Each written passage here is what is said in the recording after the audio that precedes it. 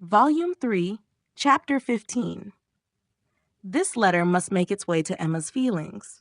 She was obliged, in spite of her previous determination to the contrary, to do it all the justice that Mrs. Weston foretold. As soon as she came to her own name, it was irresistible. Every line relating to herself was interesting, and almost every line agreeable. And when this charm ceased, the subject could still maintain itself by the natural return of her former regard for the writer, and the very strong attraction which any picture of love must have for her at that moment. She never stopped till she had gone through the whole, and though it was impossible not to feel that he had been wrong, yet he had been less wrong than she had supposed, and he had suffered and was very sorry. And he was so grateful to Mrs. Weston, and so much in love with Miss Fairfax, and she was so happy herself, that there was no being severe, and could he have entered the room, she must have shaken hands with him as heartily as ever. She thought so well of the letter, that when Mr. Knightley came again, she desired him to read it. She was sure of Mrs. Weston's wishing it to be communicated, especially to one who, like Mr. Knightley, had seen so much to blame in his conduct. "I shall be very glad to look it over," said he, "but it seems long. I will take it home with me at night." But that would not do. Mr. Weston was to call in the evening, and she must return it by him. "I would rather be talking to you," he replied, "but as it seems a matter of justice, it shall be done." He began, stopping, however, almost directly to say, "Had I been offered the sight of one of this gentleman's letters to his mother-in-law a few months ago, Emma, it would not have been taken with such indifference." He proceeded a little farther, reading to himself, and then with a smile observed, "Humph, a fine complimentary opening, but it is his way. One man's style must not be the rule of another's. We will not be severe. It will be natural for me," he added shortly afterwards, "to speak my opinion aloud as I read. By doing it, I shall feel that I am near you. It will not be so great a loss of time, but if you dislike it—" "Not at all. I should wish it." Mr. Knightley returned to his reading with greater alacrity. "He trifles here," said he, "as to the temptation. He knows he is wrong, and has nothing rational to urge. Bad. He ought not to have formed the engagement. His father's disposition. He is unjust, however, to his father. Mr. Weston's sanguine temper was a blessing on all his upright and honorable exertions, but Mr. Weston earned every present comfort before he endeavored to gain it. Very true. He did not come till Miss Fairfax was here. And I have not forgotten," said Emma, "how sure you were that he might have come sooner if he would. You pass it over very handsomely, but you were perfectly right." "I was not quite impartial in my judgment, Emma. But yet, I think, had you not been in the case, I should still have distrusted him. When he came to Miss Woodhouse, he was obliged to read the whole of it aloud. All that related to her, with a smile, a look, a shake of the head, a word or two of assent or disapprobation, or merely of love, as the subject required, concluding, however, seriously, and, after steady reflection, thus, "Very bad, though it might have been worse. Playing a most dangerous game, too much indebted to the event for his acquittal, no judge of his own manners by you, always deceived in fact by his own wishes, and regardless of little besides his own convenience, fancying you to have fathomed his secret.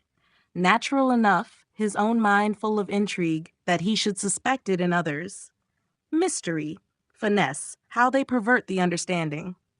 My Emma, does not everything serve to prove more and more the beauty of truth and sincerity in all our dealings with each other?" Emma agreed to it, and with a blush of sensibility on Harriet's account, which she could not give any sincere explanation of. "You had better go on," said she. He did so, but very soon stopped again to say, "The pianoforte, ah! That was the act of a very, very young man, one too young to consider whether the inconvenience of it might not very much exceed the pleasure. A boyish scheme, indeed.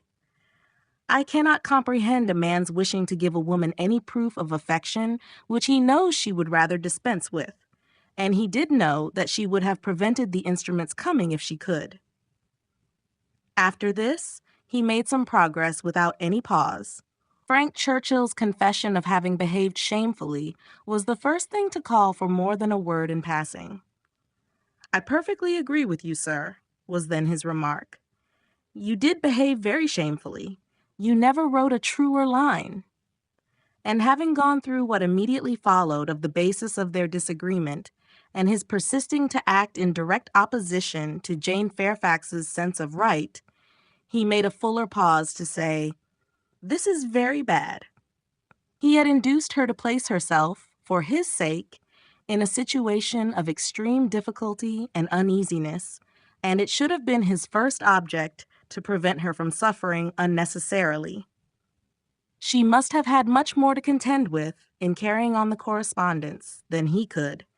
He should have respected even unreasonable scruples, had there been such, but hers were all reasonable. We must look to her one fault and remember that she had done a wrong thing in consenting to the engagement, to bear that she should have been in such a state of punishment. Emma knew that he was now getting to the Box Hill party, and grew uncomfortable. Her own behavior had been so very improper. She was deeply ashamed and a little afraid of his next look.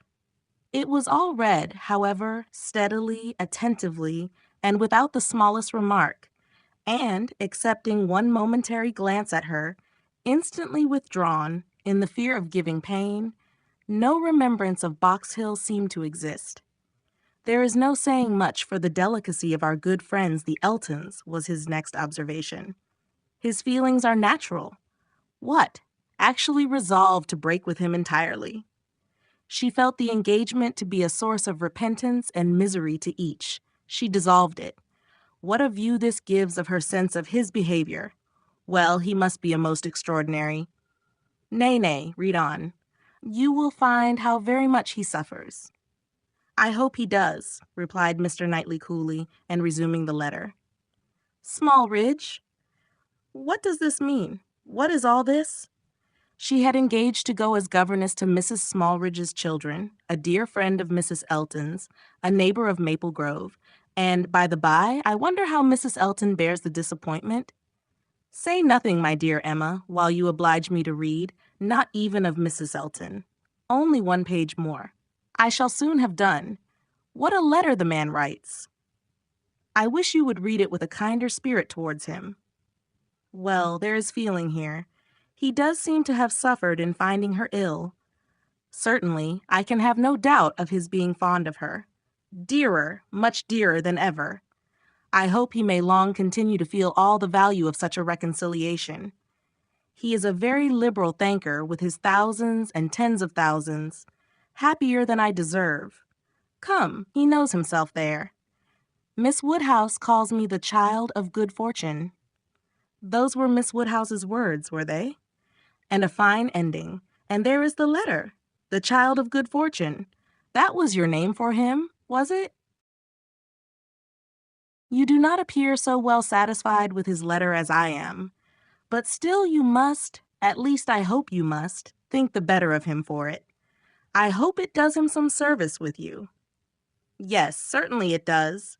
He has had great faults, faults of inconsideration and thoughtlessness, and I am very much of his opinion in thinking him likely to be happier than he deserves. But still, as he is, beyond a doubt, really attached to Miss Fairfax, and will soon, it may be hoped, have the advantage of being constantly with her, I am very ready to believe his character will improve, and acquire from hers the steadiness and delicacy of principle that it wants. And now, let me talk to you of something else. I have another person's interest at present so much at heart that I cannot think any longer about Frank Churchill. Ever since I left you this morning, Emma, my mind has been hard at work on one subject. The subject followed. It was in plain, unaffected, gentlemanlike English, such as Mr. Knightley used even to the woman he was in love with, how to be able to ask her to marry him without attacking the happiness of her father. Emma's answer was ready at the first word. While her dear father lived, any change of condition must be impossible for her. She could never quit him. Part only of this answer, however, was admitted. The impossibility of her quitting her father, Mr. Knightley felt as strongly as herself, but the inadmissibility of any other change he could not agree to. He had been thinking it over most deeply, most intently. He had at first hoped to induce Mr. Woodhouse to remove with her to Donwell. He had wanted to believe it feasible, but his knowledge of Mr. Woodhouse would not suffer him to deceive himself long. And now he confessed his persuasion that such a transplantation would be a risk of her father's comfort, perhaps even of his life, which must not be hazarded. Mr. Woodhouse taken from Hartfield? No, he felt that it ought not to be attempted. But the plan which had arisen on the sacrifice of this, he trusted his dearest Emma would not find in any respect objectionable. It was that he should be received at Hartfield, that so long as her father's happiness, in other words, his life, required Hartfield to continue her home, it should be his likewise. Of their all removing to Donwell, Emma had already had her own passing thoughts. Like him, she had tried the scheme and rejected it. But such an alternative as this had not occurred to her. She was sensible of all the affection it evinced. She felt that, in quitting Donwell, he must be sacrificing a great deal of independence of hours and habits, that, in living constantly with her father, and in no house of his own, there would be much, very much, to be borne with. She promised to think of it, and advised him to think of it more. But he was fully convinced that no reflection could alter his wishes or his opinion on the subject. He had given it, he could assure her, very long and calm consideration. He had been walking away from William Larkins the whole morning to have his thoughts to himself. "Ah, there is one difficulty unprovided for," cried Emma. "I am sure William Larkins will not like it. You must get his consent before you ask mine." She promised, however, to think of it, and pretty nearly promised, moreover, to think of it with the intention of finding it a very good scheme. It is remarkable that Emma, in the many, very many points of view in which she was now beginning to consider Donwell Abbey, was never struck with any sense of injury to her nephew Henry, whose rights as heir expectant had formerly been so tenaciously regarded. Think she must of the possible difference to the poor little boy, and yet she only gave herself a saucy, conscious smile about it, and found amusement in detecting the real cause of that violent dislike of Mr. Knightley's marrying Jane Fairfax, or anybody else, which at the time she had wholly imputed to the amiable solicitude of the sister and the aunt. This proposal of his, this plan of marrying and continuing at Hartfield, the more she contemplated it, the more pleasing it became. His evils seemed to lessen, her own advantages to increase, their mutual good to outweigh every drawback. Such a companion for herself in the periods of anxiety and cheerlessness before her. Such a partner in all those duties and cares to which time must be giving increase of melancholy. She would have been too happy but for poor Harriet, but every blessing of her own seemed to involve and advance the sufferings of her friend, who must now be even excluded from Hartfield. The delightful family party which Emma was securing for herself, poor Harriet must, in mere charitable caution, be kept at a distance from. She would be a loser in every way. Emma could not deplore her future absence as any deduction from her own enjoyment. In such a party, Harriet would be rather a dead weight than otherwise, but for the poor girl herself, it seemed a peculiarly cruel necessity that was to be placing her in such a state of unmerited punishment. In time, of course, Mr. Knightley would be forgotten, that is, supplanted, but this could not be expected to happen very early.